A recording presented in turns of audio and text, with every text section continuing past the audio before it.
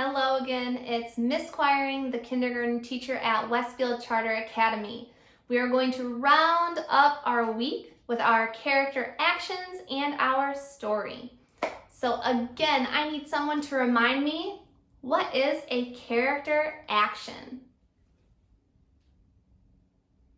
Yeah, a character action is what the characters are doing. Now we know what it is. How can I find a character action in a book? Yeah, we can use the pictures and the text for clues about what the character's doing. And lastly, we know that good readers identify character actions so that they can understand the character even better. All right, now that we have reviewed this, let's take a review of our story. So S is for setting. What is a setting? Yeah, a setting is where and when a story happens. T is for talking characters. So remember, talking characters can be people, animals, or objects. Let's move on to O. What does the O in story stand for?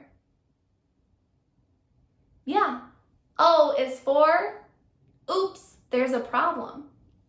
And our very last one, Y. Y stands for yes, a solution. But what is a solution? Yeah, a solution is how our problem gets fixed. All right, we have one last book that we're going to look at this week and fill out our story chart. Our book is called Goggles by Ezra Keats. This is actually an author that we've seen a couple times this year, so you might recognize some of these talking characters as we move along.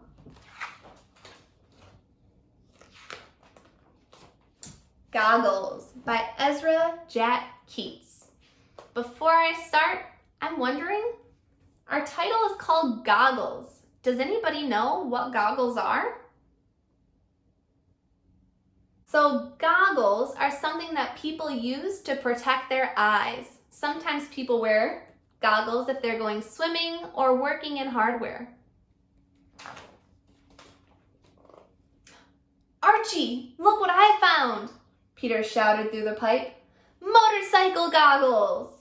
Archie watched Peter through the hole. He listened and he smiled. Peter ran to the hideout and he put on the goggles. Aren't they great? He asked. Archie smiled and he nodded. Peter said, let's go over to your house and sit on the steps. Archie nodded. All right, I'm starting off with my setting. Where is our story happening right now? Now the text doesn't tell us, right? But we can use clues in the pictures to figure out where or when our story is. By looking at the picture here, I'm noticing it kind of looks like there might be trash or things that people don't need anymore. I'm going to guess that the setting of this book is in a junkyard. Sometimes people will throw trash or things they don't need anymore in a junkyard. And so they started off. Suddenly, some big boys appeared. Give us those goggles, kid. No, they're mine, Peter said. His dog Willie growled. Archie, hold Willie, Peter said. Now, I know the setting. What about my talking characters? Who do we hear talking in our story? Yeah, I know that. Let me get it here. We have Peter. Peter is our main character. He's the one that we see in all our books by Ezra Keats. We also have his friend, whose name is Archie. And the last people I heard talking in our story were the big boys. So far we have 3 talking characters. Peter stuffed the goggles into his pocket and he put up his fists. Archie gasped. Peter turned to see if something was wrong. The next thing he knew, he was knocked to the ground.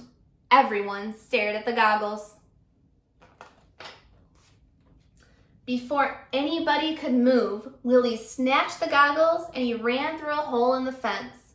The big boys chased after him. "Meet you at the hideout," Peter whispered. "You go this way, I'll go that way. They won't know where we're going and Willie will find us." Now, I'm going to stop here because I think I hear a problem. Do you hear a problem in the story? What could the problem be? Yeah, the problem that I'm hearing that those big boys really, really want those goggles. But I think Archie and Peter are not going to give it to him. So that's a problem. Peter raced to the hideout. He sank down as low as he could. Footsteps! The big boys, they followed me! Peter held his breath. Archie! Whew, it wasn't the big boys. What was that? Archie looked through the hole. There were the big boys. And there was Willie. They could see him. Archie stared at the pipe. Suddenly he spoke. "Here, Willie, here, through the pipe, fast!"